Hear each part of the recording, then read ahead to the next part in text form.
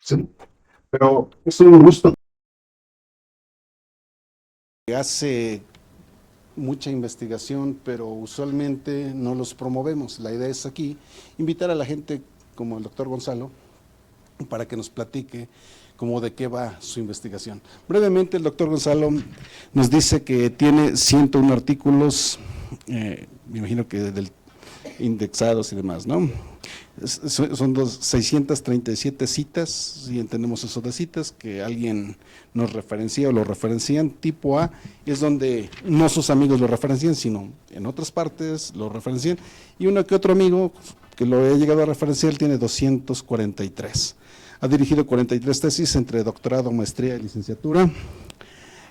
Ha dado por usar un método para resolver las ecuaciones de Landau-Lifts en electrodinámica clásica, método para resolver el potencial de Langsos, método para obtener relaciones de dispersión en todo el espectro de energías de un plasma. Se dedica también a fundamentos teóricos de las transformaciones relativistas de las cantidades termodinámicas. Tiene una licenciatura en física y matemáticas aquí en la escuela. ¿Sí digo la fecha? En el 81.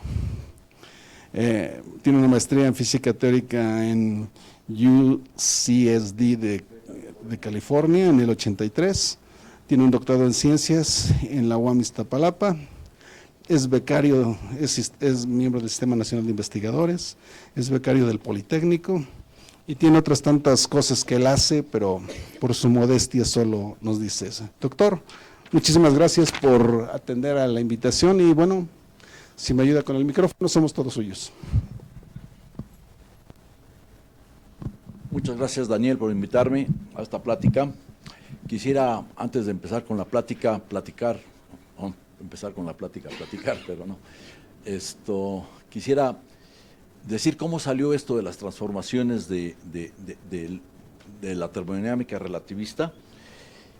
Empezó cuando yo trabajaba con el doctor Angulo, hacíamos termodinámica de tiempos finitos, no tiene nada que ver con la relatividad, pero se nos ocurrió qué pasaría si un motor se moviera a velocidades relativistas. Y entonces empecé yo a trabajarlo con una función G del profesor Angulo que tenía que ver con la eficiencia, etcétera, etcétera. Quien haya trabajado con Angulo sabe cuál es la función G.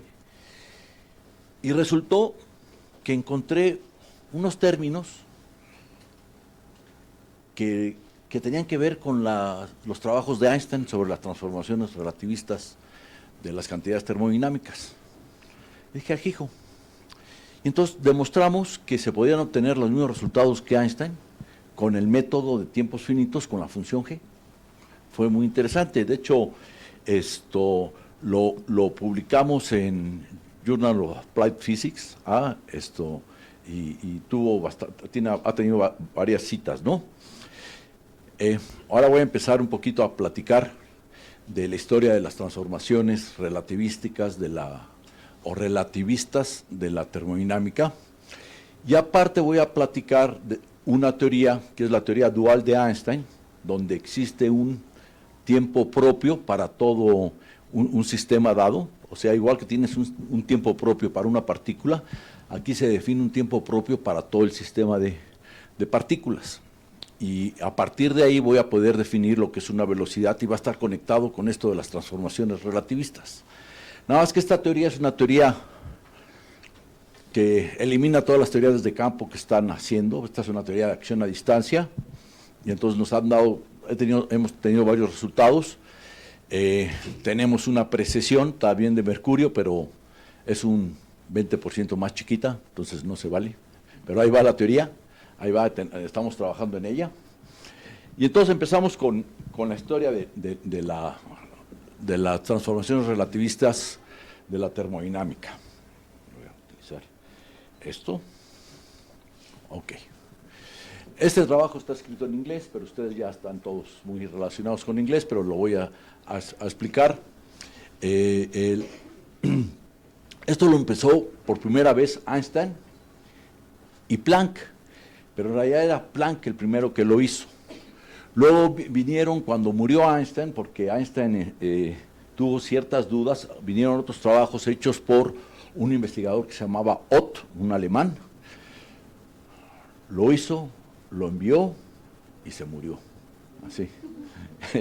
Y se lo publicaron, pero ya muerto, ¿no? Pobrecito. Eso fue por contradecir a Einstein. Bueno, y también otras propuestas de Rohlich. Todo el mundo ha hecho propuestas, ahorita vamos a ver algo de esto, ¿no? Y también voy a conectarlo con la teoría dual de Einstein, que nos dice que existe un tiempo propio para todo el universo. Y hay ciertas bases científicas para eso. Bueno, entonces vamos a empezar con... bueno, en este universo la instantaneidad siempre se considera en un sistema de referencia que es el centro de masa del hamiltoniano canónico de todas las partículas. Pero eso ya lo veremos ahorita un poquito. No puedo hacer una extensión muy grande de esto porque nos llevaría 2 o 3 seminarios, ¿no? Ok, pero esta es la idea, conectar las dos teorías.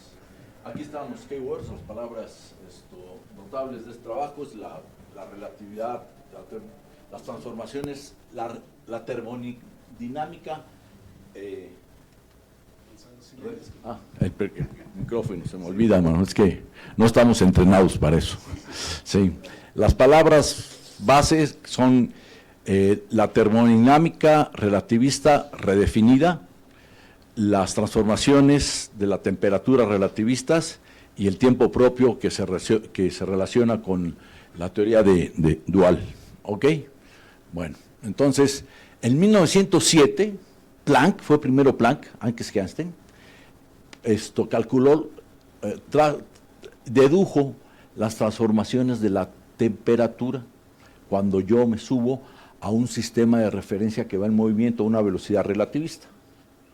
Inmediatamente después, Einstein hizo otro trabajo, pero con otro método, y obtuvo el mismo resultado que obtuvo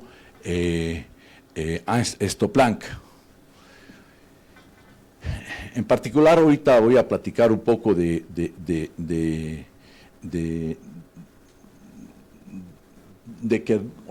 que Planck lo hizo primero, pero la gente cree que Einstein lo hizo primero, ahorita lo vamos a demostrar. Bueno, después de que se hizo toda esta teoría,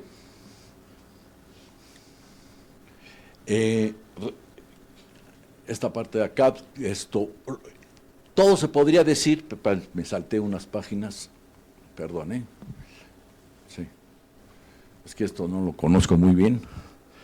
Bueno, aquí. Ya no había, lo que habían hecho Planck y Einstein era la Biblia, igual que su teoría de la relatividad general, etcétera, etcétera, y entonces lo que hicieron un libro con ejemplos, con situaciones, generalizando las cosas, y fueron los trabajos famosos de Tolman y de Pauli. Ya nadie tocaba el tema, era un tabú, ya lo había hecho Einstein, lo habían hecho Planck, y estaba bien. Sin embargo, antes de morirse, Planck le mandó una carta a Van Loo y le dijo que ella no sabía si lo que habían hecho estaba bien. Entonces se murió Einstein y tiempo después Van Loo publicó sus cartas, su correspondencia con Einstein. Y la gente ahí leyó que Einstein tenía dudas sobre si lo que habían hecho estaba bien. Entonces, ¿qué pasó? Pues todo el mundo se puso a trabajar a ver si lo que se había hecho estaba bien. Y efectivamente aparecieron muchos trabajos. El de Ott, que les dije, que lo hace al revés que Einstein, dice que las cosas se transforman de otra manera. Aquí digo que luego se murió. Y la propuesta de Ott se va a conocer como la propuesta de Ott, que va a haber tres propuestas. Una va a ser la de Einstein y Planck, otra va a ser la de Ott y otra va a ser la de Rohlich. ¿Por aquí andaba Rohlich? No, ahorita va a aparecer. ¿Ok? Pero la cantidad de propuestas que salieron para contradecir a Planck o contradecir a Ott o decir que la cosa no era tan sencilla, sino que se tenían que ver el sistema termodinámico que estabas manejando, etcétera, etcétera. Entonces ahorita hay un artículo, que es el artículo 7, que está hecho por Valescu, donde están todas las propuestas que aparecieron, más de un centenar de propuestas publicadas en el Physical Review, en Nature, en todas partes, contradiciendo lo que había dicho Einstein, o haciendo algo parecido a lo Einstein, o corrigiendo un poquito a Einstein, pero seguía siendo la propuesta de Einstein y de Planck la más aceptada. Aquí este es el tren. ¿Se acuerdan que, este es el tren de, cuando explicas la teoría de la relatividad, siempre Einstein se sube al tren, ¿verdad? ¿No han visto ese librito? Bueno, pues ahora es con una temperatura, esto es un termómetro, ¿no? Y entonces, ¿cuál es la temperatura? Va a depender del tren en el que viajes. O sea, si tú mides la temperatura de este tren con este termómetro, va a ser distinta que si agarras este termómetro y la mides acá, si las dos velocidades de los trenes son distintas. Mucha gente dice que no es verdad, y eso tiene que ver con que qué estás diciendo, qué quiere decir medir, y ahorita lo vamos a ver. Ok, bueno. Quiero hablar también de los trabajos de Arcieles, un francés, de Rohlig, de Landsberg. Landsberg es el que más gracia me hace, yo lo conocí porque tiene al principio una propuesta, luego tiene otra propuesta, luego tiene una tercera propuesta, y al final dice que no se puede hablar del tema. Era un tipo muy interesante. Varios de esta escuela lo conocimos.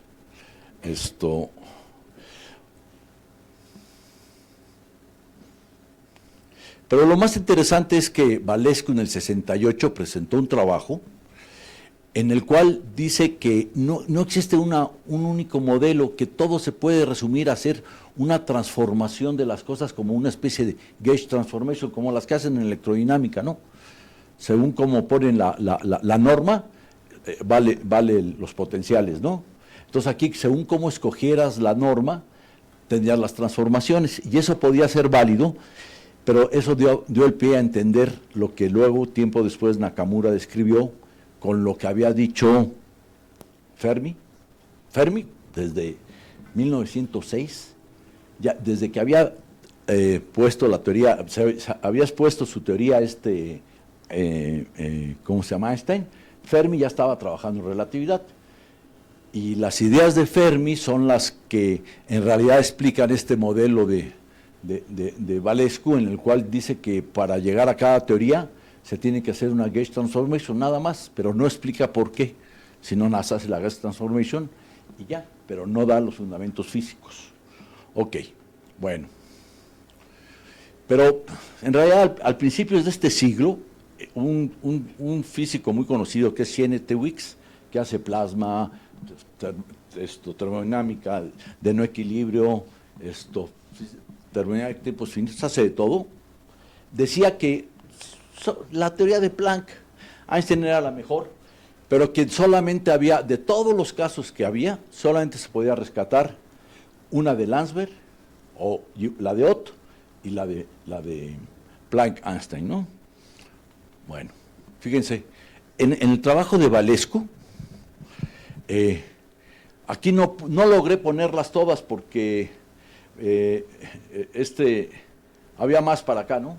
Eran 2 páginas, pero en la tabla del trabajo de Valescu, aquí no sé si se llega a ver, esto es coseno hiperbólico de S es igual a la tangente hiperbólica de S menos, ¿cómo pone? No se logra ver, ¿verdad? Mira, este es gamma, y tangente hiperbólica de S es B entre C, ¿ok? Para que vean todo lo que ponen acá. No se logra ver muy bien porque es la fotografía de un trabajo muy viejo de Landsberg. Entonces, fíjense, esos son todos los nombres, Planck, Einstein, déjenme leerlo desde aquí, es más fácil, Hasen-Nord, Judner, Patria, Textos, Geusus, de Broglie, Hilton, Staruskiewicz, Peiny, Everly y Kucharski. Todos estos tienen muchos trabajos en relatividad y muchos trabajos en termodinámica. Y todos ellos más o menos coinciden con las leyes de las transformaciones. Este coseno es gamma, ¿no? Gamma. Entonces este gamma sería gamma a la menos 1. Entonces el volumen aquí se transforma como gamma a la menos 1. ¿Qué es qué? ¿Cuánto vale gamma a menos 1? ¿Es mayor que 1? No, ¿verdad? Porque es 1 menos b cuadrado entre c cuadrado, entonces menor que 1. Entonces el volumen se contrae, es lo que siempre se había dicho, ¿no? Que les enseñan en relatividad, pero todo va a depender de dónde midas tu volumen, de a qué le llamas medir, dónde está el entendimiento de la instantaneidad o de la simultaneidad.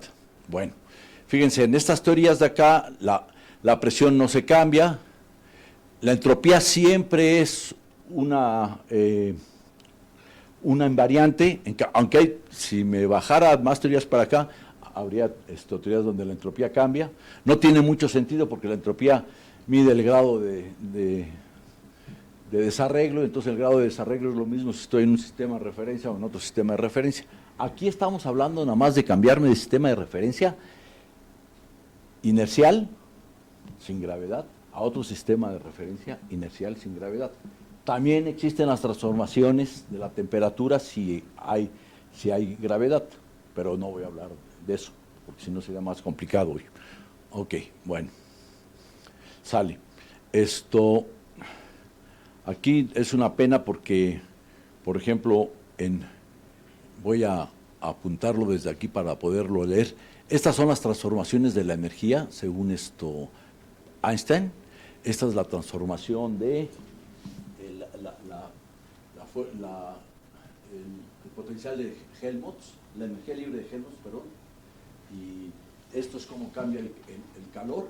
Es una pena que esto nada más es gamma a la menos 1, cambia igual que el volumen acá, pero aquí hay cosas distintas. Estos proponen, por ejemplo, que el volumen no se cambie, que la entropía no se cambie en todas estas de acá, pero aquí, en estas de aquí, en algunas partes, se pide que la presión se cambie y que el volumen se cambie como la teoría de Planck, pero aquí vas a ver que el propio Rolich tiene dos teorías, una en el cual el volumen se cambia como este de acá y otro en el cual el volumen se cambia al revés. Y eso empieza a explicar por qué las teorías el volumen, ¿verdad? Perdón, ¿por qué las teorías son tan diversas, ¿no? Entonces, ya vieron que había muchas teorías y entonces al final, en los años 2000 y tantos, Landsberg y Mattson hicieron un trabajo en el cual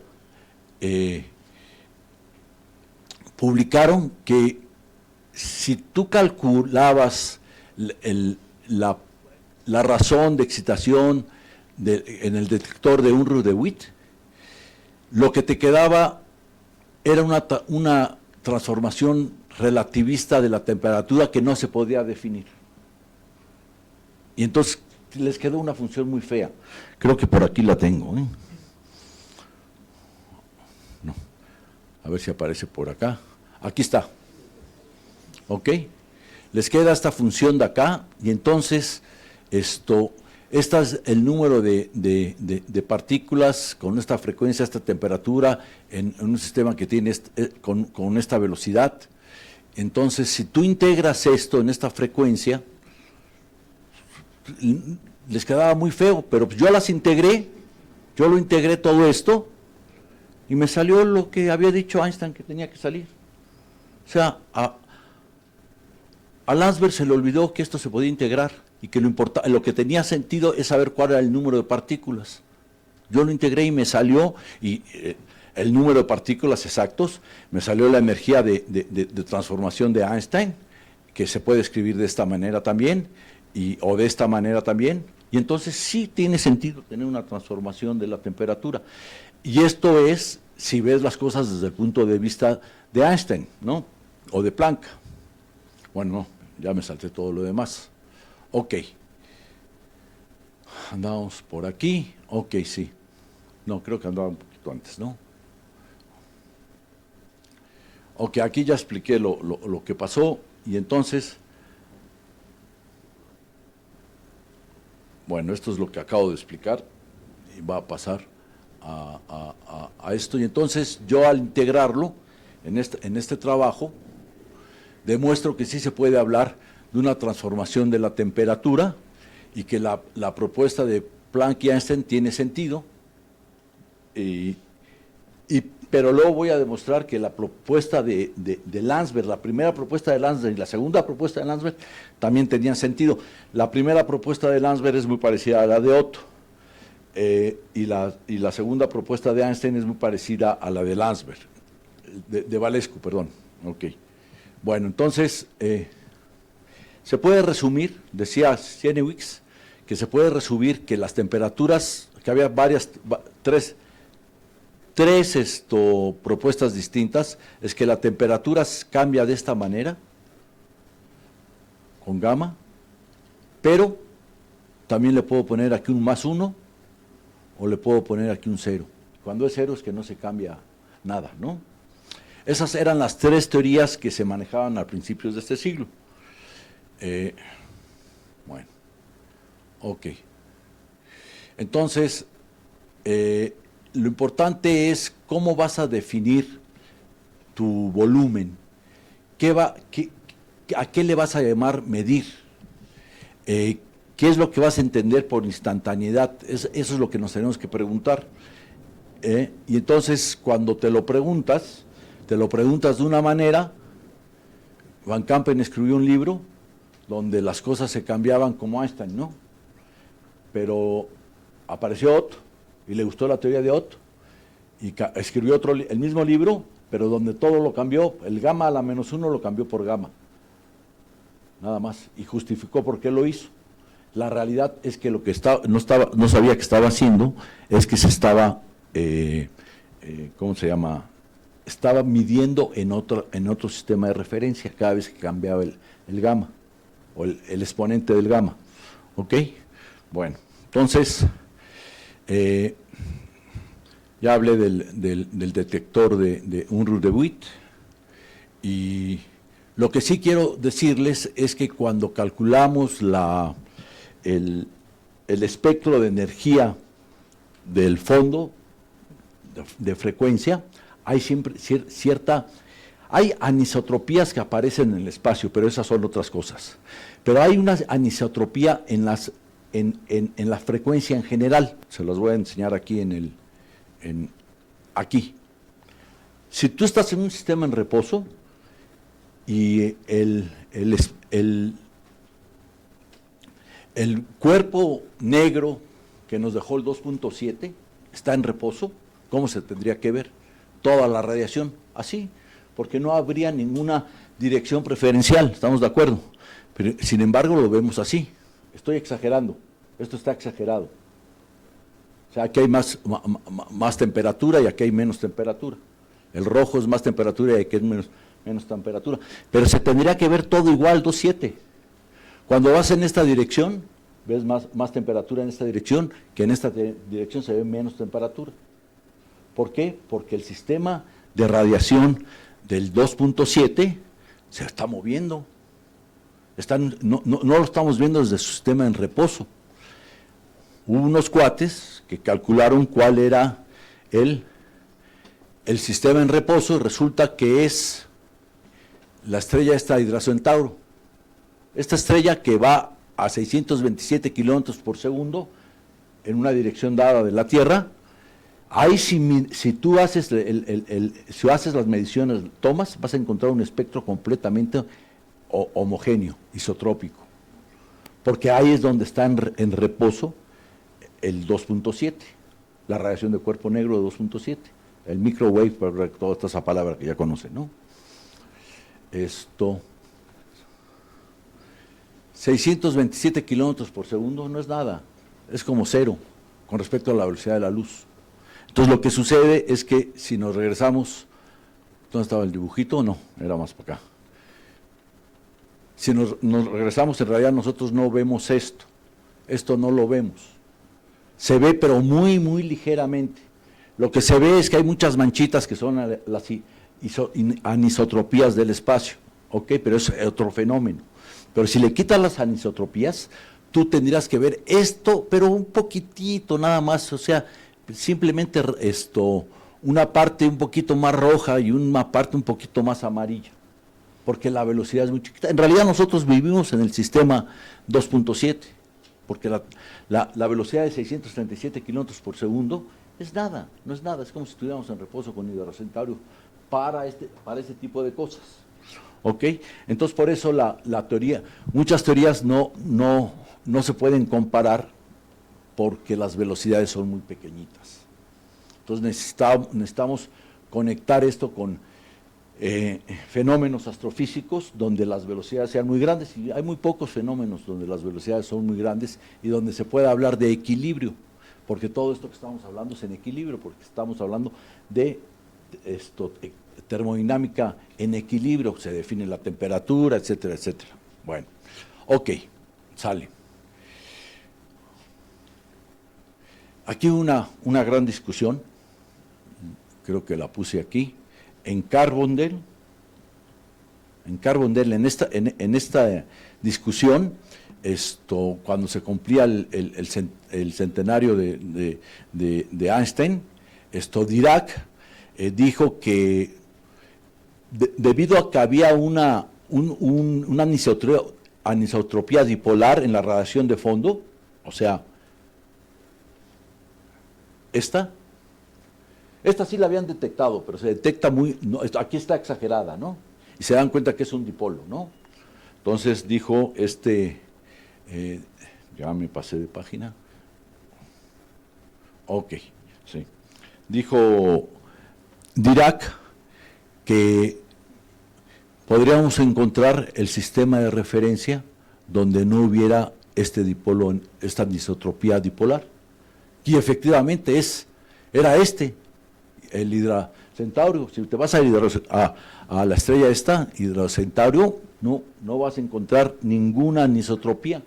Eso lo predijo Dirac.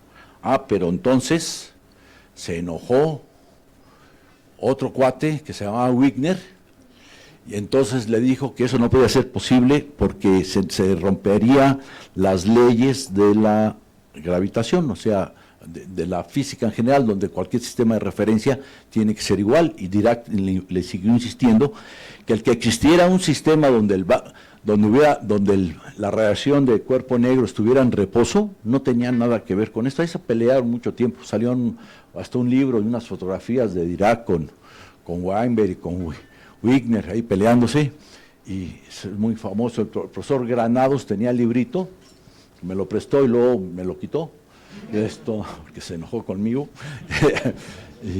Pero él tenía la famosa fotografía de Weinberg, Dirac, Wigner con su esposa Einstein, con un acompañante tal, Einstein no, Wigner con una acompañante, ¿cómo se llamaba?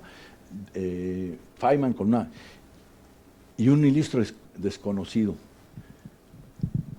¿Cómo se llamaba el físico de la UNAM? Moshinsky. Ese era el ilustre desconocido. Entonces, Granados se los enseñó en un congreso, el librito y la fotografía. Los de la UNAM se pusieron una enojada terrible, ¿no? Pero bueno, era su venganza. Hizo bien. Bueno, sí, porque los Pumas son insoportables, ¿no? Aquí está la frase donde no importaría si hubiera o no la discusión que se sigue manteniendo, ¿no?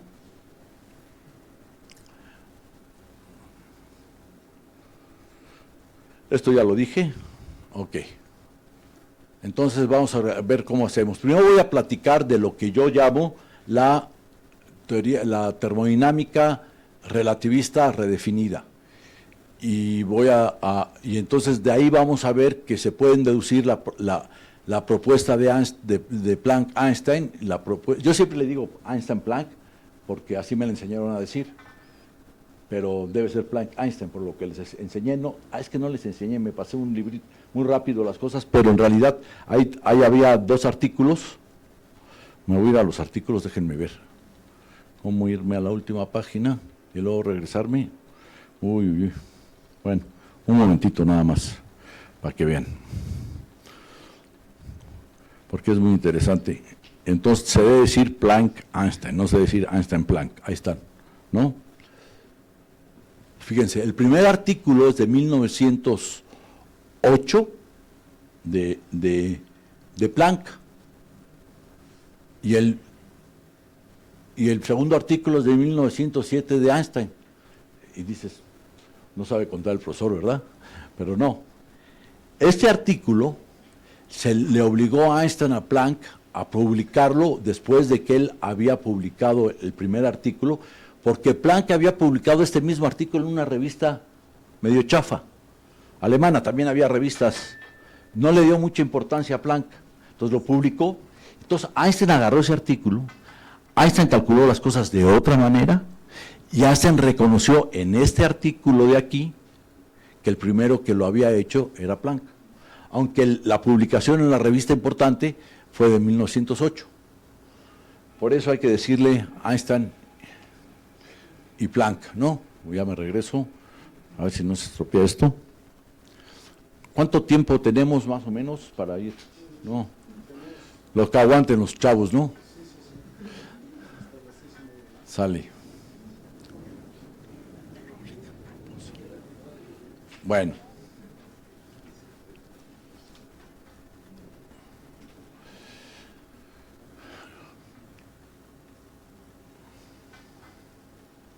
Bueno, aquí está el trabajo, cómo lo vamos a organizar. Lo voy a organizar con... voy a expresar cómo mi teoría, que es, o como yo le llamé, que es una combinación de la teoría de Nakamura, con ciertos acomodos míos, que le llamé la termodinámica relativista redefinida, y con esto voy a poder obtener la teoría de Planck-Einstein, de Ott, y la propuesta de Landsberg, que tiene mucho que ver con algunas que otras propuestas de Rohlich y de Valescu, ¿no? En la sección 3 voy a hablar un poquito de física estadística y cómo se relaciona esto con esto de acá, y en la sección 4 voy a tratar de hablar de la teoría dual de Einstein, y en la sección 5 cómo las voy a relacionar, ¿ok? Bueno, entonces vamos ya a lo que nos interesa. Ok.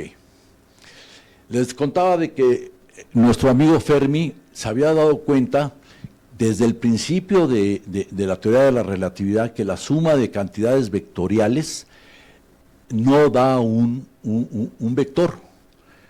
Entonces, si yo calculo, hago una integral a lo largo de un 4 volumen o de una 3 superficie, no estoy definiendo un vector. Tiene que tener ciertas propiedades, como que la divergencia, la derivada o divergencia sea cero. Entonces, esto te obliga... no, es que estoy peleando con el apuntador. Que tengas que definir exactamente lo que estás entendiendo por vector o por tensor.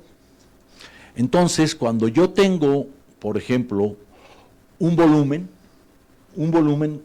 está en un sistema en reposo, entonces yo voy a definir un omega mu, que me define el plano, un plano, porque, por ejemplo, piensen en 2 dimensiones, espacio y tiempo, ¿ok? Entonces, el volumen es nada más una línea, un espacio. Entonces, si yo estoy en un sistema de referencia, pues yo voy a ver esto así. Mi espacio va a ser así porque hay una diferencia cuando hago las transformaciones, ¿no? Les voy a enseñar el dibujito. Este de aquí. Este es un espacio y este N2 me describe este espacio y este N1 me describe este espacio. Entonces, si yo doy un vector N cualquiera que voy a llamar W, estoy diciendo a qué espacio me estoy refiriendo.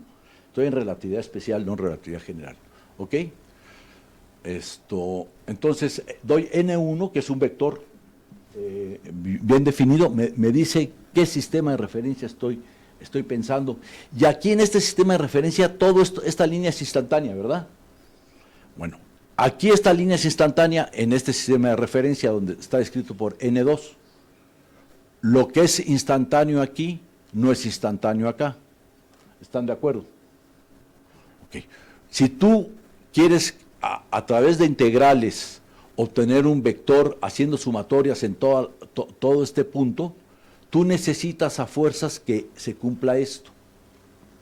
Les voy a explicar por qué. Imagínate, voy a agarrar un 4 volumen, que en este caso sería un 2 volumen porque estamos en un plano, ¿no? Le corto aquí y lo mando hacia infinito. Le pongo aquí el plano y lo mando hacia infinito. Cuando yo hago esta integral, son teoremas como de Stokes, estoy hablando así en general, que ya los conocen ustedes, pero en relatividad. Si esto no es igual a 0 en todas partes, esta integral de acá es diferente a esta de acá, y no se transforman como un vector. ¿Por qué? Porque aquí es la sumatoria de cantidades en puntos distintos. La única manera que se transforme como un vector es que se cumpla esta propiedad de acá. Eso se dio cuenta Fermi desde el principio y nadie lo peló. Y como nadie lo peló, lo publicó en Princeton, lo publicó en una revista en Italia, lo publicó en el Nuevo Cimento, porque él creó el Nuevo Cimento, lo publicó en el Physical Review, en todas partes lo publicó, en pequeños artículos, pero nadie le hacía caso, y por eso hacían errores muy, muy grandes. Bueno, esto está conectado con una teoría, que es la teoría de Price, que también Wheeler la puso en 1949, y es que si yo tengo un sistema de partículas,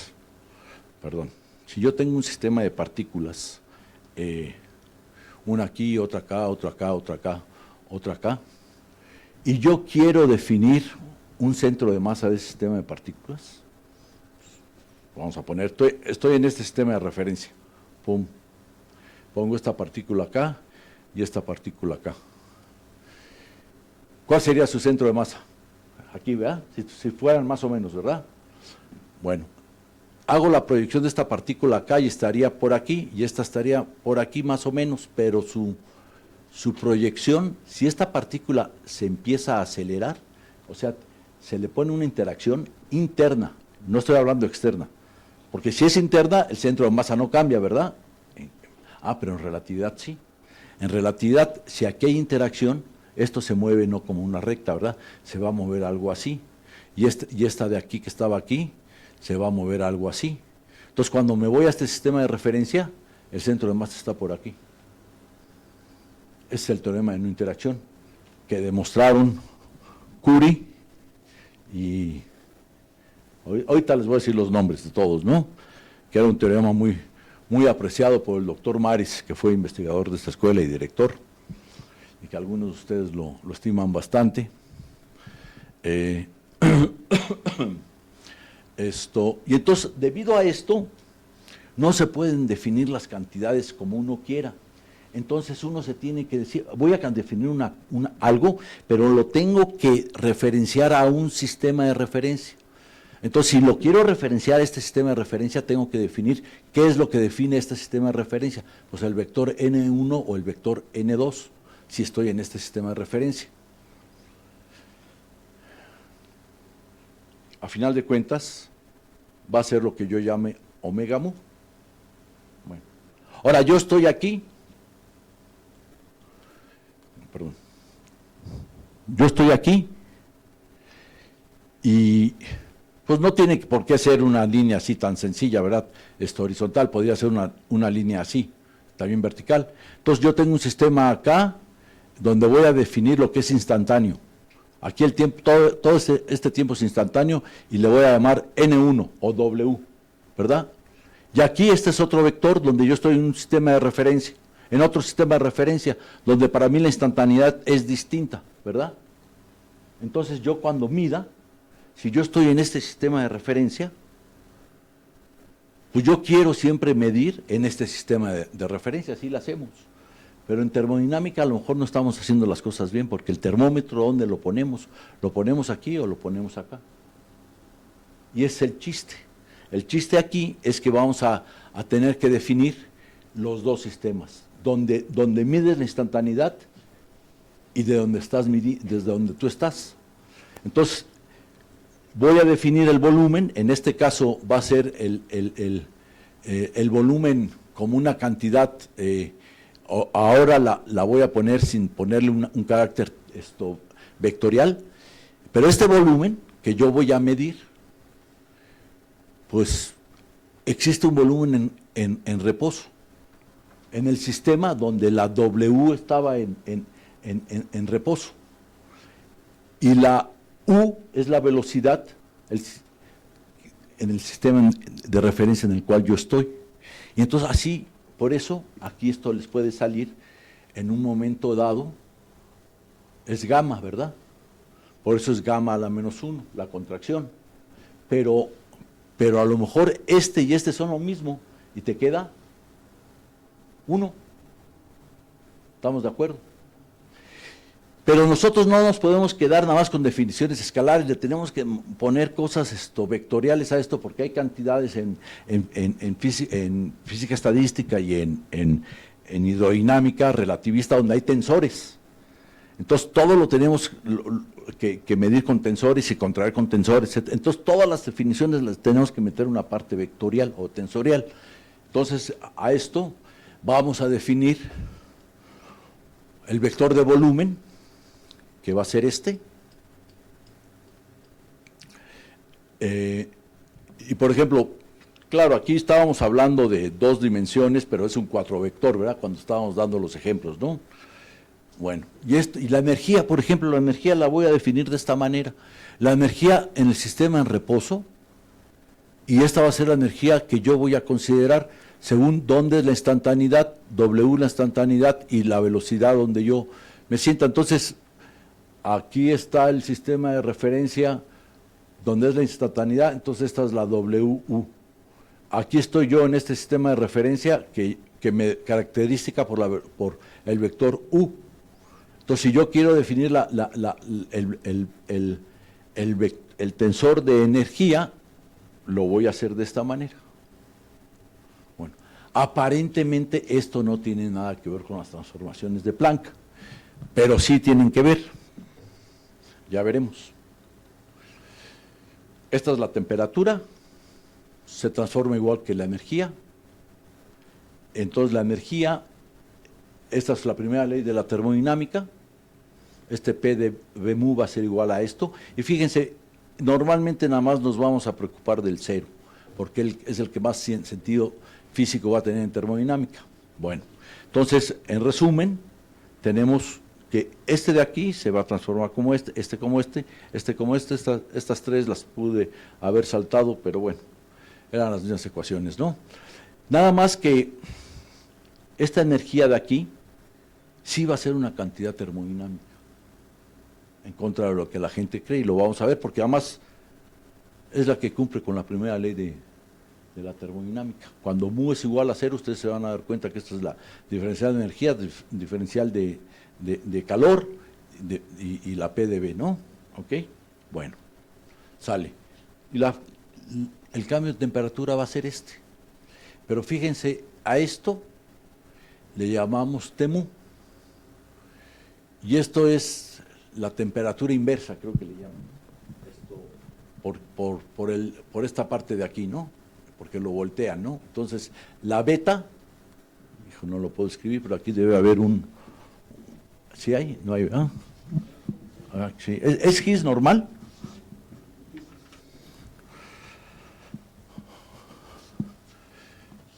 Siempre se quiere hablar de una beta mu, que es la inverso de la temperatura. Entonces le quieren poner así, gamma T. Pero esta beta mu tendríamos que tener aquí algo así, ¿no? Entonces cuando le ponemos la omega mu entre la T. Pero eso ya pasó a la historia, ¿no? Esto ya no se hace porque era no entender el proceso. Hay mucha gente que cuando hace física estadística, cuando aparecen las exponenciales, en física siempre aparece el T0 por acá, con unos factores, y no quiere interpretar que esto se convierte en T, esto por aquí aparece una T también, quiere interpretar que la temperatura es la que tú mides en el sistema de referencia en reposo. Y hacen física estadística, sí, y obtienen resultados aceptables, pero el problema es a la hora de que chocan los gases. Cuando tú tienes un sistema de un gas que va en esta dirección y choca con un gas que está en reposo. Esta es una temperatura T y esta es una temperatura T'. Al chocar, tú vas a tener que encontrar el centro de gravedad de los dos sistemas que quedaron después de colisionar, etcétera, etcétera, ¿no? Entonces, tu física estadística tiene que estar definida como lo que yo les decía, ¿dónde estás midiendo la temperatura acá? Aquí ya sé que estás en reposo, ¿no? Pero aquí, ¿cuál es la temperatura de esto? Entonces, si tú chocas dos cuerpos con la misma temperatura, midiendo esta temperatura en reposo, y te subes al cuerpo y mides una temperatura T igual, para este está más,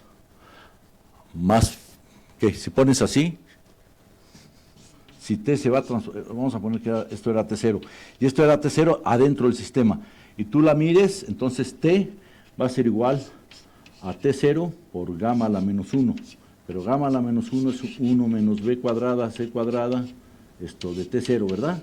Entonces esto es menor que 1, entonces tú ves un cuerpo más frío, ¿sí?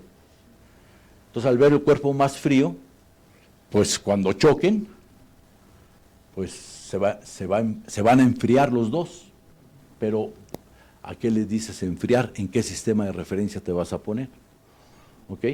Porque si me pongo en el sistema de referencia que están en medio de los dos a la misma velocidad, este viene para acá y este viene para acá, bueno, va a depender de la cantidad de masa que tengan cada uno, pero si fueran sistemas igualitos, pues tú verías las mismas temperaturas porque no depende de la dirección del gamma y entonces a la hora de chocar, sería un promedio de estas temperaturas, pero calculado de una manera especial con el gamma, el promedio de la velocidad entre ellos dos. Entonces, todo esto tiene sentido cuando tú haces chocar sistemas que tienen temperaturas distintas. Mientras tú tengas tu misma temperatura, no va a pasar absolutamente nada. Puedes seguir trabajando con las teorías de Landsberg, con la teoría de Ott o la de Planck, ¿no? Ok, bueno.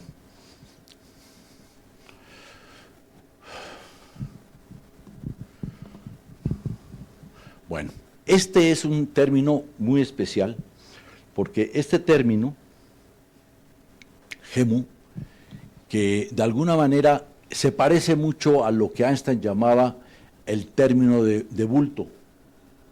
Ese término de bulto es el que Einstein elimina, resta para que le quede una transformación que él quiere que le salgan para que las cosas sean consistentes. Claro, esto está escrito en forma covariante. Einstein no lo escribió así, ahorita vamos a ver cómo lo escribió Einstein directamente, ¿no? Pero fíjense, esta es la energía en el sistema de reposo por unidad de volumen. Entonces, cuando ya tú lo integras con este volumen de acá, esto se te convierte en la energía en reposo, pero te va a seguir quedando este humo de acá. Y aparte haces esto por esto, y entonces este de acá se te va con este de acá. Entonces te queda este término de acá. Bueno, por eso le llamé yo la energía redefinida, porque este término de acá se lo voy a restar a la energía normal que uno tiene, y entonces me va a quedar la psi I, la que habíamos definido hace un momentito por aquí, esta de aquí, y entonces voy a tener una transformación de la energía muy sencilla y me van a quedar las mismas leyes de la termodinámica. ¿Ok?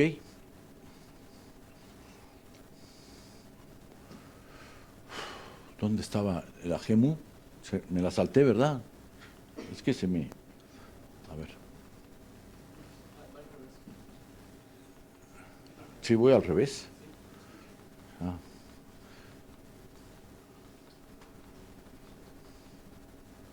Sí, me había regresado eso. Ok. Ahí estoy. Entonces, la siguiente. Ok. Fíjense, ¿esto qué va a hacer? Esto va a ser PMU. El momentum de todo el sistema.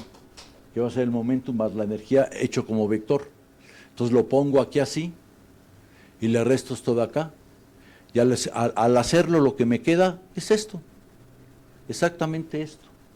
Y esto sí va a ser un cuadrivector, y esto sí va a cumplir con las leyes de la termodinámica. ¿Ok? Y entonces, este término, que es el que le quitó Einstein al vector de energía momentum, le dio esta transformación, ¿ok? Pero no lo expresó de esta manera, sino lo expresó sin estos factores así, sino con sus factores que él estaba manejando en ese momento. Bueno, entonces, esto que acabamos de hacer es la termodinámica relativista redefinida, porque estamos redefiniendo las cantidades, y hay partes muy interesantes. Todo esto ya lo definimos, la primera ley. La segunda ley se cumple porque la entropía es esta de acá. Fíjense, ya les decía yo que tendría yo cantidades tensoriales. Aquí me aparecen cantidades tensoriales. Y las tengo que contraer con este tipo de diferenciales. Y esto de acá, que es lo que se define en general de la entropía, resulta ser una invariante. Entonces ya al ser ese una invariante estábamos cumpliendo con la segunda ley de la termodinámica. Cuando yo les decía que había teorías que proponían que la S no era una invariante, estaban violando la segunda ley de la termodinámica, ¿no? Entonces, el caso de Otto, por no empezar con el de Einstein, voy a empezar con el de Otto. Bueno, entonces yo estoy en un sistema de referencia y yo llevo una velocidad U. Con respecto a otro sistema de referencia, no sé cuál es pero así defino yo mi sistema de referencia, donde yo voy a definir la instantaneidad, donde yo voy a medir las cosas. Pero yo estoy en un sistema de referencia que se mueve igual que este sistema de referencia, pero yo vivo acá. Entonces, U mu por V mu es igual a 1. Entonces, el volumen no cambia, pero no cambia desde el punto de vista escalar, porque esto lo definimos como un escalar, pero habíamos definido un volumen vectorial, y ese volumen vectorial sí me cambia. Y la primera componente de este volumen es la transformación de Otto, ¿ok? Que es lo que él utiliza las integrales para obtener las cantidades termodinámicas, ¿no? Bueno. Entonces, en este caso, la diferencial de volumen es esta de acá, y se escribe de esta manera, ¿no? Entonces,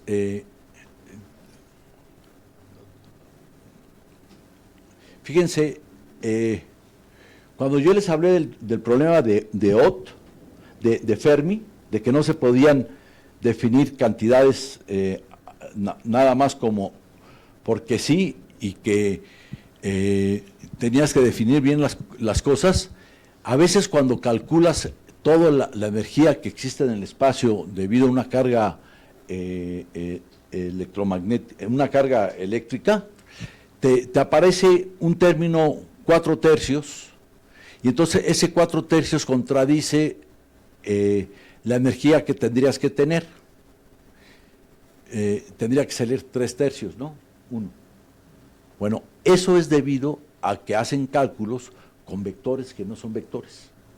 Y eso Gamba lo entendió perfectamente, y por eso hizo definiciones parecidas a estas cosas para no equivocarse. ¿Ok? Pero no voy a poner toda la teoría de Gamba, que es muy parecida a la de Ott, ¿no? Ok. Sale.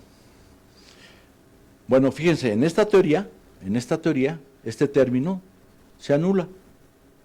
Entonces, P mu G simplemente es la energía. El vector de energía momentum es la energía normal que habíamos definido antes, ¿no? En la redefinición. Ok, entonces se dan cuenta que a final de cuentas, si todo lo hacemos en la entrada 0, todo me va a quedar igual. El problema es cuando yo traigo la entropía, o cuando yo hago chocar dos sistemas de partículas. ¿Ok? Bueno. Ok. Pero entonces vienen las ideas de Nakamura, que es lo que hicimos anteriormente, y entonces, por ejemplo, esta es ya las transformaciones de rojo. Aquí es B0, es la componente 0, se transforma así. Aunque el volumen no cambie, lo que vimos anteriormente, porque esta es una componente del volumen. Ok. La presión no cambia, la entropía no cambia, la temperatura cambia como esto, el calor se transmite de esta manera, la energía es esta y la energía libre de Helmholtz es esta. ¿Ok? Bueno, esa es la tabla de las transformaciones y siempre se consideran las primeras entradas, o sea, B0 para hacer las transformaciones, porque son las que tienen más sentido. Bueno, ok. Y entonces, esto es a final de cuentas, lo de Planck. Para Planck, las cosas cambian así. Vamos a ver por qué. Porque en el caso de Planck, yo voy a medir las cosas instantáneamente en el sistema donde yo estoy parado. Yo no me voy a ir al sistema donde está el volumen en reposo. Entonces yo me voy a quedar aquí parado. Y entonces cuando yo hago eso, estas cantidades se me convierten en gamma en vez de 1. Y entonces el volumen se cambia de esta manera. De esta manera también.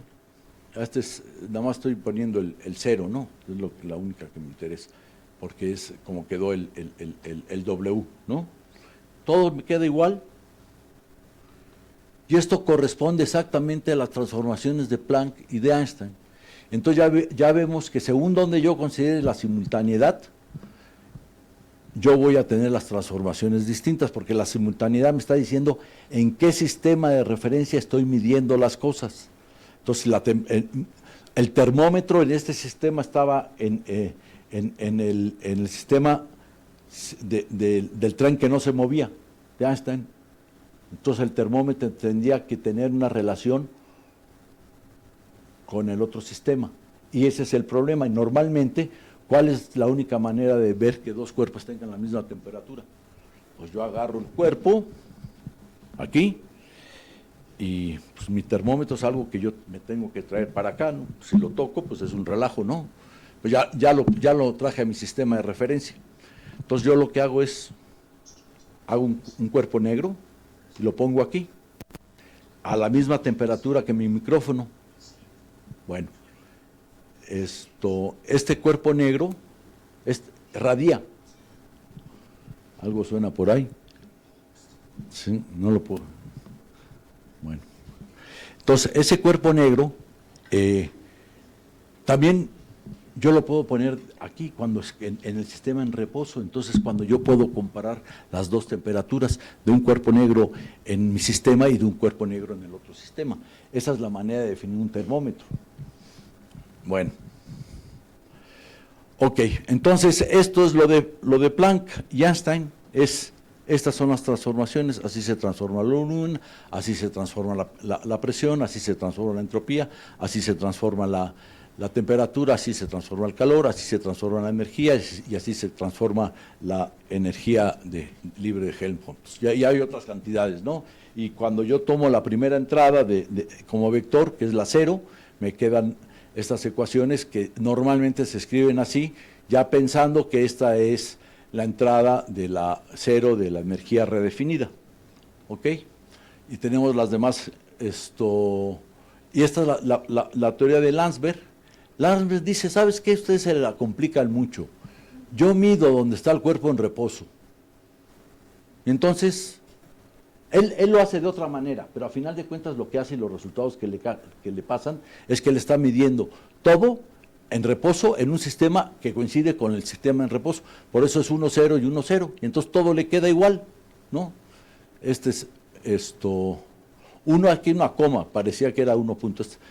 V mu es 1, B es igual a B rest, el vector simplemente es 1, 0, B rest, y así se calculan las cosas. Y esta teoría fue la que le sirvió a Landsberg para llegar a esas contradicciones donde no se podían calcular las transformaciones termodinámicas las transformaciones relativistas de la termodinámica.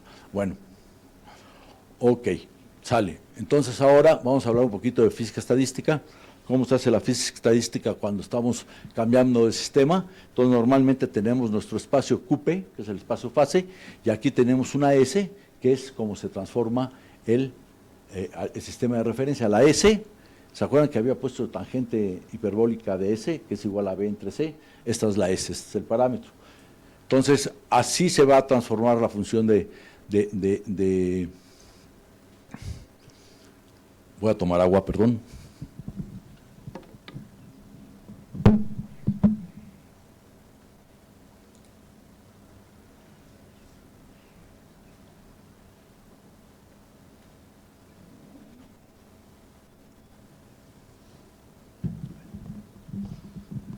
Está prendido todavía. Ok. Entonces, una función de distribución que yo la tengo en un sistema en reposo, cuando la quiero transformar a un sistema en movimiento, se transforma de esta manera, donde esto es lo que se llama el boost, o el generador del boost, en el eje X, digamos, ¿no? Esto lo hizo Valescu, y así encontró muchos resultados de la física estadística. Este es algo que ustedes habrán hecho, pero fíjense que aquí estamos hablando de mecánica clásica, no estoy hablando de cuántica, porque aquí las cosas cambian cuando es cuántico, ¿no? Entonces, esto me obliga a que FPQ0 la puedo escribir de esta manera, y entonces, cuando yo quiero ver en otro sistema de referencia, se escribe de esta manera, y a final de cuentas esto se tiene que escribir así, y entonces puedo comparar estas dos cosas para ver cómo se transforman. Esta F es el sistema de referencia en movimiento, y esta Pi, que es el hamiltoniano, es el sistema de referencia en movimiento. Y como las cosas que habíamos calculado eran estas de acá, la Pi era esta de acá, lo habíamos visto, entonces a final de cuentas mi FQPS se transforma de esta manera, y ya cuando me regreso tengo la misma ley de transformación. Entonces eso permite después que, utilizando por ejemplo la función de partición, entendiendo qué es pi y poniéndolo acá, obtengo que la función de partición es lo mismo. Si se está moviendo, ST va a ser igual a 0T0, que es una invariante, que es lo que siempre se quiso hacer. Y entonces, también se puede hacer en cuántica, pero no quiero hablar mucho de esto, pero simplemente recordar que la QS es la traza de este operador, y yo llego también a este bulto, y se obtienen cantidades parecidas, poniendo que beta mu, pi mu es igual a esto. Entonces yo podría llegar a la función de distribución de Jüttner, que es la más clásica, esta parte de acá, ya esto de la cuántica se acabó aquí, ¿no? Nada más les quise decir cómo se hacía, ¿no?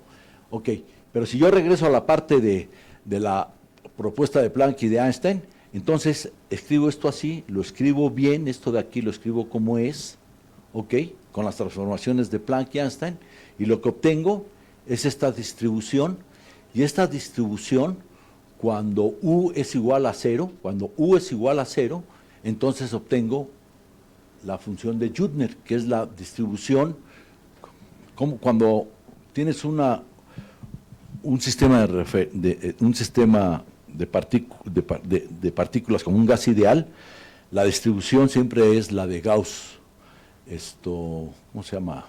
Maxwell-Gauss, ¿no? O Boltzmann, ¿no? Ok, pues esta es la equivalente, uy, se me fue. Esta es la equivalente a la de Jüttner, nada más que aquí aparecen estos factores de aquí, que me permiten describir la función de distribución cuando yo estoy en un sistema de referencia que se mueve con una velocidad u. Y Jüttner nada más encontró sin poner estos factores, pero sí puso sus factores relativistas, estos de acá. Pero ahora estos factores de aquí son importantes en esta teoría, y se han hecho cálculos experimentales, y se obtiene esta función exactita, igualita que esta. Por ahí viene la referencia, ¿no? Y estas son funciones de de Bessel, estas de acá, que definen esta que tengo yo aquí, por eso. Entonces, es un poquito largo la parte matemática de esto, pero se obtienen resultados muy congruentes. Bueno, ya vamos a la parte semifinal del trabajo. Fíjense, en la teoría de Einstein, dual, lo que se define es por medio de una transformación canónica de hamiltoniano, y se obtiene este hamiltoniano. Estoy aquí hablando donde no hay interacción con potencial, ¿no? Y obtengo estas ecuaciones de acá, ya que le meto un poquito la interacción electromagnética. Esto me lleva a que en esta teoría va a existir, no lo puse adelante, no lo tengo que poner después, este tiempo propio que es el tiempo de todas las partículas de tu sistema, cuando le pones muchas partículas que lo tienes escrito así, y entonces todo puedes definirlo. Para una partícula dx, y en dt, estoy nada más hablando de i, no estoy hablando de mu. La velocidad es esta, sería la velocidad normal de un cuerpo, ¿no? Pero esta sería la velocidad relativista, o sea, con respecto al tiempo propio. Esta i es nada más es de la partícula yésima, y esta es la posición, ¿ok? ¿Sale? Esta tiene que ser menor que c, ¿verdad? Bueno, pero esta es la del tiempo propio del sistema, y esta de acá no tiene por qué ser menor que c. Esta puede ser infinita. No se asusten, en relatividad especial, cuando le ponen aquí dx mu en d tau, la velocidad se vuelve infinita. Véanlo, no se asusten, pero estás hablando de la velocidad, de la 4 velocidad, no estás hablando de la velocidad, ¿ok? Pero aquí en esta teoría, este tiempo es un tiempo para todas las partículas, y eso permite, estoy haciéndolo muy rápido porque si no, no acabaríamos, el poder definir un sistema de centro de masa.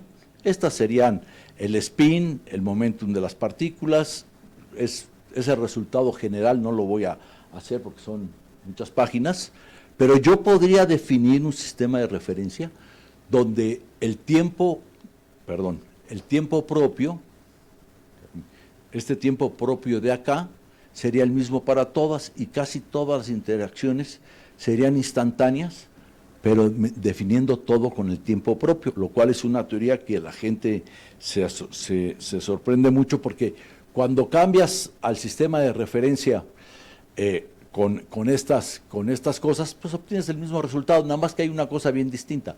Esta teoría, si nos regresamos a ella, es una teoría que parte de un hamiltoniano que tiene que ver con acción a distancia. Es decir, voy a tomar más agua porque ya no hay campo. Sí existen el equivalente al campo magnético y al campo eléctrico, pero no como campo en sí. No le das grados de libertad al campo. Entonces el teorema de no interacción te dice que tú no puedes definir un sistema de referencia sin caer en una contradicción, un sistema de referencia de centro de masa, en una teoría de acción a distancia. Pero si a la acción a distancia, aparte le quitas la acción perdón, siempre se me va. Si a la acción a distancia le aumentas el campo y le das grados de libertad al campo, entonces sí puedes definir un sistema de referencia, que es el sistema de centro de energía de tu sistema. Pero ahí vas a tener un problema, que es el problema de la teoría de campo. Siempre tienes infinitos, y los tienes que renormalizar y cosas así. En esta teoría no hay infinitos porque no hay campo, ¿ok? Y se obtienen resultados muy interesantes. Por ejemplo, se puede calcular la precesión de mercurio, pero con un error del 30%. Entonces, Tepper, que es el profesor con el que yo he trabajado, me dice que está bien, porque como yo siempre me equivoco, ese 30% se puede corregir, ¿no? No, es broma. Pero el hecho de que ya tengamos una precesión puede decir que no estemos haciendo las cosas bien, porque en otras cosas nos salen cosas muy interesantes. Por ejemplo, el factor G, ¿Cómo le hago para quitarla? No. Bueno, se los voy a enseñar después, porque no, cuando ya lo cierre, ¿no? Podemos calcular el factor G del electrón y nos sale exactito, nada más que el radio del electrón tiene que ser la mitad del radio clásico del electrón. Pero en electrodinámica el radio clásico del electrón todos sabemos que no tiene ningún sentido, pero nuestra teoría sí tendría la mitad. ¿Por qué? ¿Quién sabe? Pero es exactito el resultado que nos da, ¿eh? Es igualito. Bueno, sale. Y entonces pues esto es lo que nos da, y ya hemos calculado varias cosas para mecánica cuántica, y nos han resultado, hemos tenido resultados muy interesantes. Estos son los resultados para un sistema. El W se pasa a la B, la U se pasa a la U para un sistema de partículas, la B entre C es igual a U entre B. ¿Ok? Y la B puede ser infinita porque la gamma menos 1 se convierte en esto y se convierte en esto, y esta B entre C es igual a U entre B. Entonces la B es igual a U cuadrado entre C cuadrada. ¿Ok? Entonces la gamma menos 1 se escribe de esta manera, y todas estas cosas te dan algebraicamente nada más estos resultados.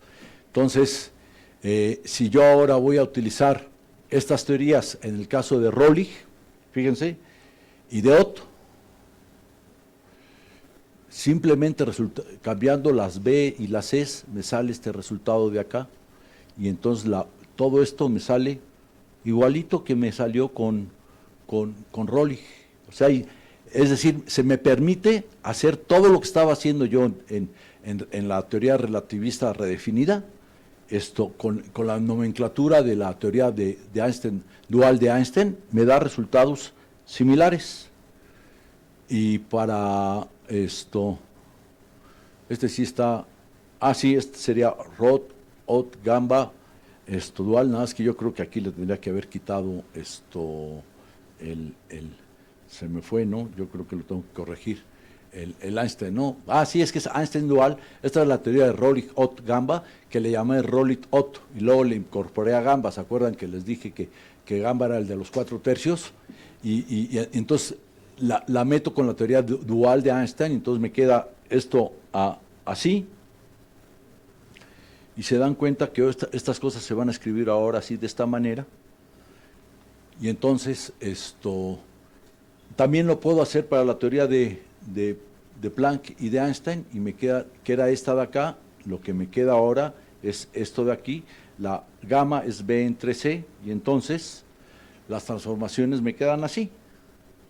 Entonces yo puedo trabajar dentro de la teoría de dual de Einstein con termodinámica redefinida, pero siempre y cuando utilizo estos resultados, que son los que tienen sentido en mi sistema de referencia del centro de masa, donde yo debo considerar que todo es instantáneo. Y pues Landsberg, ¿se acuerdan que decía que todo era 1, 0 y 1, 0? Y entonces esto pues me queda exactamente el mismo resultado, y ya no quiero ni discutirlo, porque es como vivir en el sistema de referencia y medir en el sistema de referencia, ¿no? Entonces no tendría mucho sentido.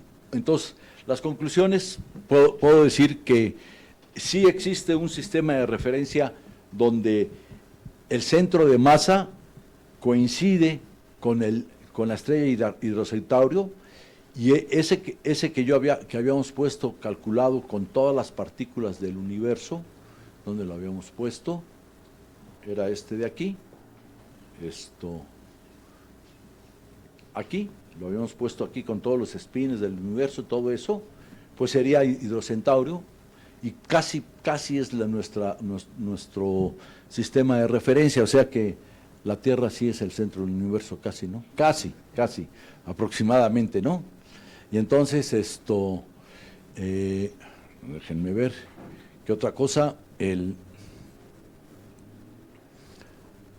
No, pues esta es la conclusión final, de que la teoría de dual de Einstein es completamente congruente con nuestra teoría de la termodinámica redefinida, y hemos definido las cosas para trabajar termodinámica relativista en la teoría dual de Einstein. Y ahora sí les doy las gracias ahorita, pero les quiero enseñar el otro trabajo. Aquí están todas las referencias,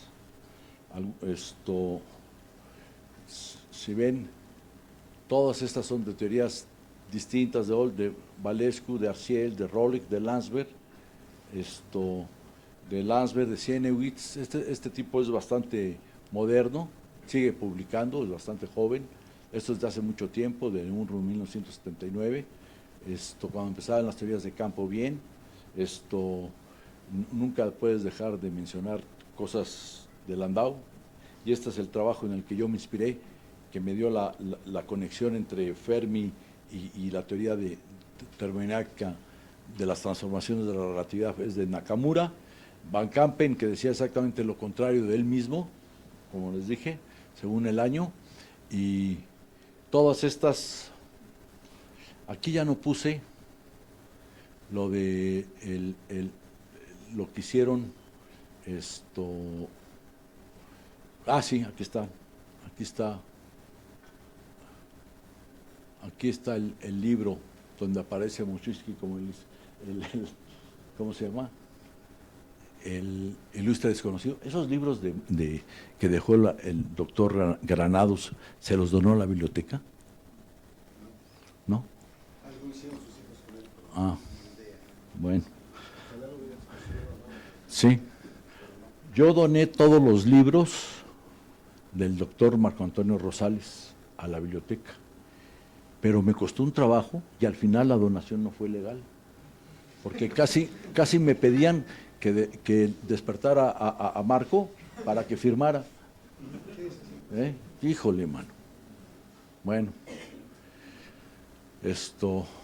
ahora, ¿cómo me salgo? ¿Cuál es para salirme? ¿En Escape? Sale. Entonces les voy a enseñar este trabajo. Ok. Miren, este trabajo es el trabajo que tengo yo con el doctor Tepper L. Hill, es un matemático que le hace a la física, y en obtuvimos, fíjense, este es el G exactito del electrón, pero el radio del electrón es R0 y lo multiplicamos por esta cantidad, 0,49999, que es un medio de R0, ¿no? Entonces es muy extraño que nos haya salido el factor G del electrón exactito, si consideramos que el radio del electrón es la mitad. ¿Ok? Bueno, entonces tiene muchas aplicaciones y les quisiera enseñar otras cosas, pero yo creo que ya estuvo, ya creo que ya los agoté. Bueno, ¿preguntas? Sí. Agradecemos al doctor, por favor. Gracias.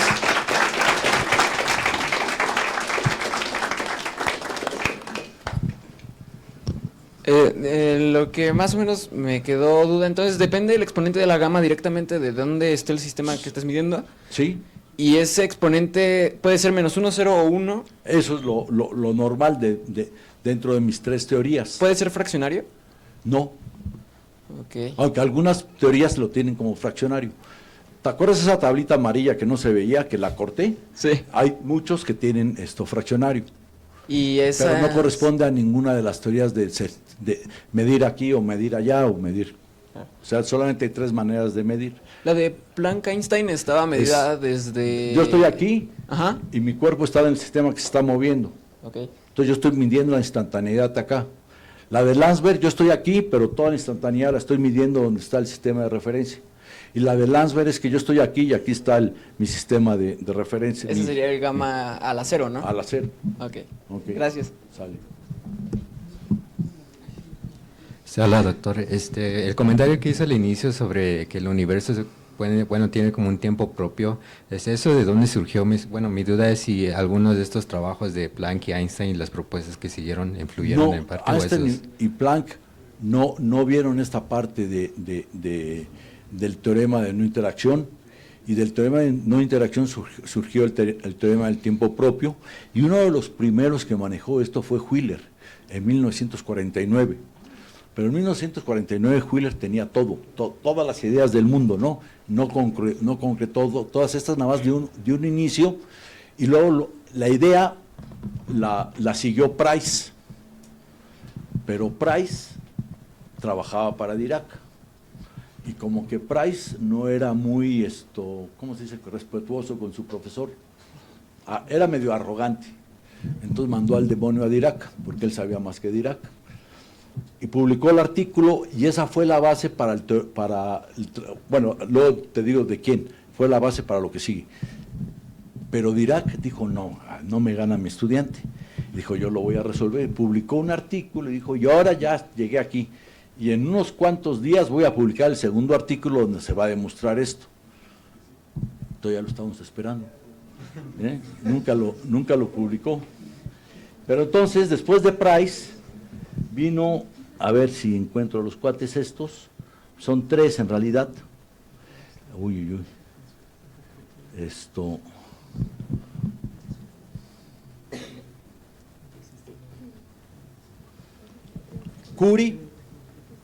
Curie, Jordan y Sudarshan. En 1963 publicaron que no existe un sistema de referencia que pueda definir un centro de masa con teorías de acción a distancia, pero lo hicieron para mecánica cuántica.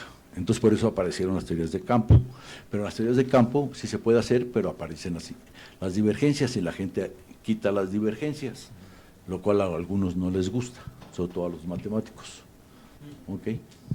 Gracias.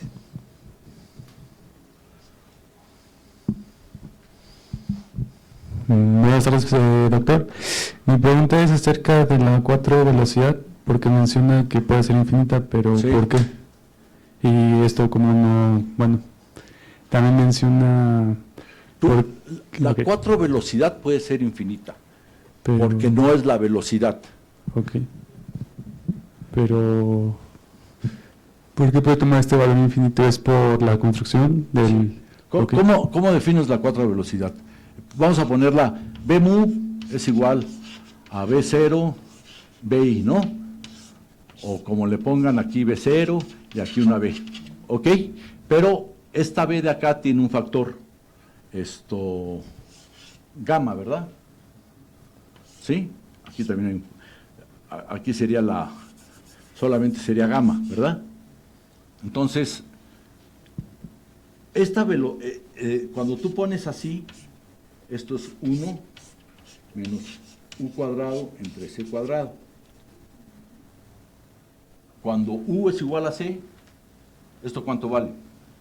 Infinito. Y entonces, ¿esto cuánto vale? Igual. Entonces, la componente i de esta cuadrivelocidad es infinita, porque es una cuadrivelocidad.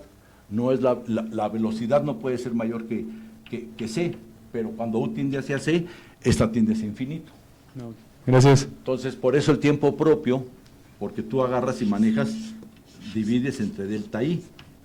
Entonces te pueden pasar esas, pero aquí ahora estás dividiendo sobre un delta tau, que es un tiempo de todas las interacciones de todas las partículas.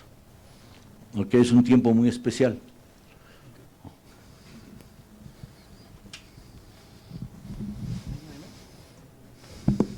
De nuevo molestar.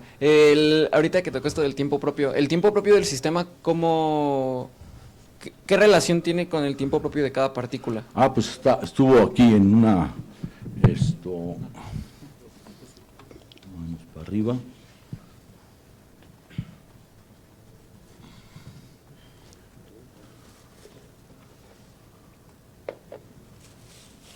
Esta es la parte cuántica, pero no. Vámonos aquí Aquí las definimos, mira. Este es el tiempo propio. ¿Sí se ve la manita? Sí. Este es el tiempo propio de una partícula. Su derivada de la posición te da UI. ¿Ok? Y este es la BI, donde tienes el tiempo propio de todo el sistema. Entonces, cuando agarras las velocidades de cada uno, defines la BI como esto. Y entonces tú puedes definir todas las velocidades con estas formulitas de acá. Ahora, tú tienes que pasar, esto es igual a esto, entonces tu DTI va a estar proporcionado a la DT con respecto a esta velocidad y esta velocidad. ¿Ok? Sí, ok, gracias. Gracias, doctor. Mi duda es, con este tiempo propio de todo el sistema, ¿eso no da pauta a tener un sistema de referencia preferencial? Sí. Y entonces eso no iría como en contra de la misma... Es la misma discusión que tenía Wigner y Dirac. Okay. El hecho que las leyes del universo sean las mismas en todas partes no quiere decir que no haya un sistema de preferencia especial en el universo. Y sí, bueno, eso se discute mucho todavía sobre este tema. Okay. Les quiero decir que la teoría dual de Einstein está muy bien vista por un sector de matemáticos en Estados Unidos y en Europa, pero un sector muy chiquitito. ¿Sale? Gracias. A mí no me acaba de convencer tampoco, pero pues uno trabaja en lo que... Buenas tardes, dos preguntas. La primera es que si nos podría platicar un poco de lo que se ha trabajado experimentalmente sobre estas cosas. Sí. Y la segunda, si nos puede hablar un minuto sobre gravedad. Bueno, sobre gravedad, sí, tengo aquí un trabajo que hice con la doctora Ruth González Narváez, donde a final de cuentas las temperaturas van a estar definidas más o menos así, de cero. Igual que antes era T igual a gamma menos 1 por T0, ahora aquí la gravedad, esta G0 va a aplicar acá, y como esto se ve muy rudimentario en el sentido que es la primera entrada, y si me cambio el sistema de referencia, la G0 va a ser distinta, entonces aquí hay una generalización de esta G0, que en este momento no me acuerdo cómo la escribimos. Ahora, la otra pregunta que me sobre hiciste, si se han hecho experimentos sobre estas ideas para... no se han hecho experimentos, pero yo sí he propuesto artículos donde se hagan experimentos. Tengo un artículo en el Annals of Physics, donde, híjole, ya déjame en paz. Lo voy a esconder, ahí está. En Annals of Physics, donde choco dos gases, y el resultado de ese choque de dos gases es que lo que queda en algunas circunstancias se calienta más de lo que uno hubiera esperado si no tuvieras esta teoría. Y lo referimos a un fenómeno que está en choque de dos plasmas en la astrofísica, y nos da un resultado muy parecido. Esa es la tesis doctoral de Ruth Estefanía González Narváez. Pues sería interesante que lo hicieran, ¿no? Que sí trabajaran más esta parte. Yo creo que en el fondo, al final, en la física de plasmas van a aparecer estos problemas fuertes. Ok, gracias.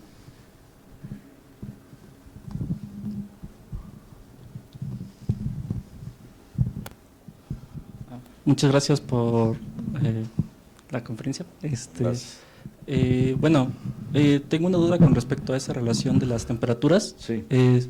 Estoy en quinto semestre, entonces Sí. puede que mis preguntas suenen un poco tontas, pero se tienen a los dos gases. Entonces, las, digamos, moléculas o partículas que hay ahí, pues se espera que tengan un comportamiento aleatorio. Sí. Entonces, si tenemos un sistema de referencia que se está moviendo a una velocidad, o sea, es un sistema inercial y una velocidad relativista, entiendo que las velocidades de esas partículas o moléculas van a sentir un cambio en su velocidad, ¿no? Por justamente ese sistema de referencia.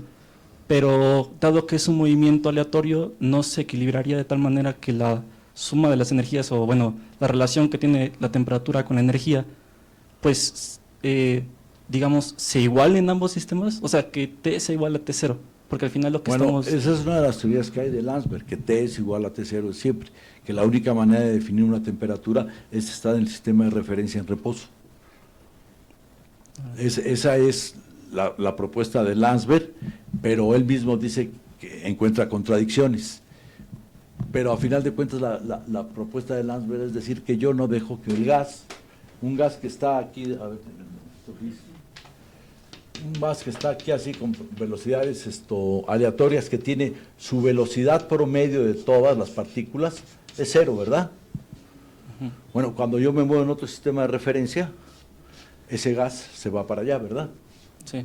Entonces su velocidad promedio en ese sistema de referencia, digamos en prima, es una V0. Ajá.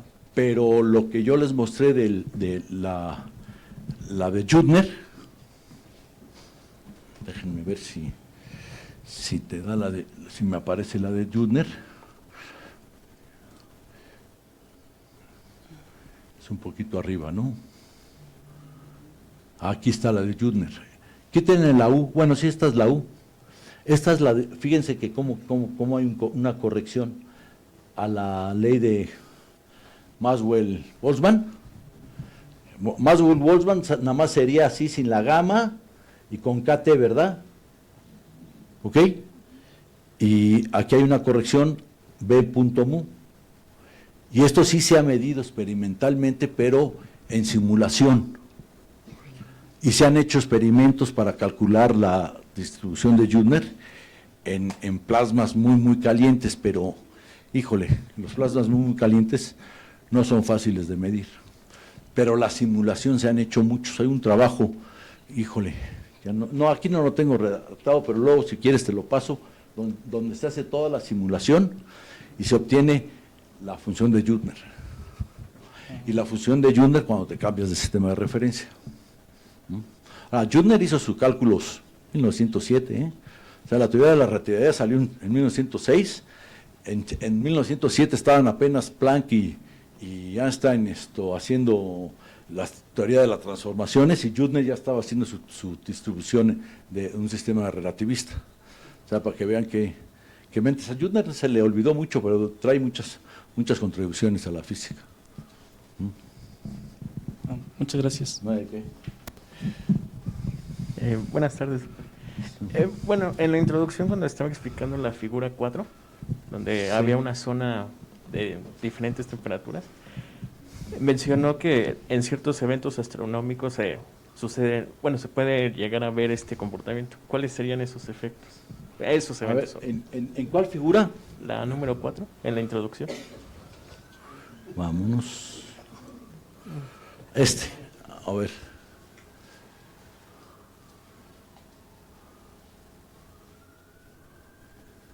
Aquí. Sí. Bueno, cuando nosotros medimos la radiación de cuerpo negro que existe en el universo, medimos una temperatura de 2.7. Pero si hacemos un verdadero estudio de la temperatura, nos da una cosa como dipolar. Eso sí se mide. Y estos datos no me los inventé yo. Estos son datos que saqué de artículos, aunque no los tengo puestos acá, pero sí existen. Sí. Y coinciden con lo que se hace en física estadística de velocidad, cuando, por ejemplo, en el caso de partículas puntuales o de partículas de un gas ideal, calculas la distribución de Judner, pero esto no es para una distribución de Judner, es para un cuerpo negro.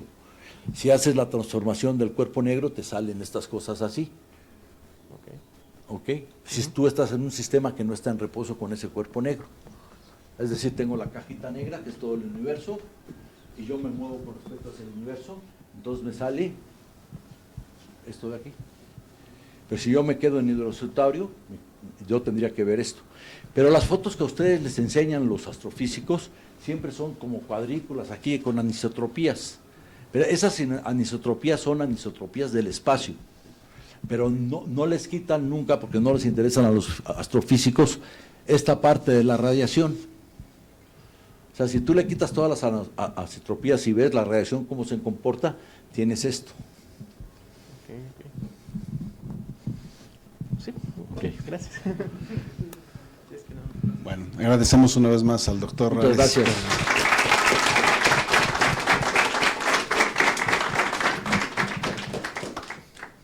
Muchas gracias, la verdad.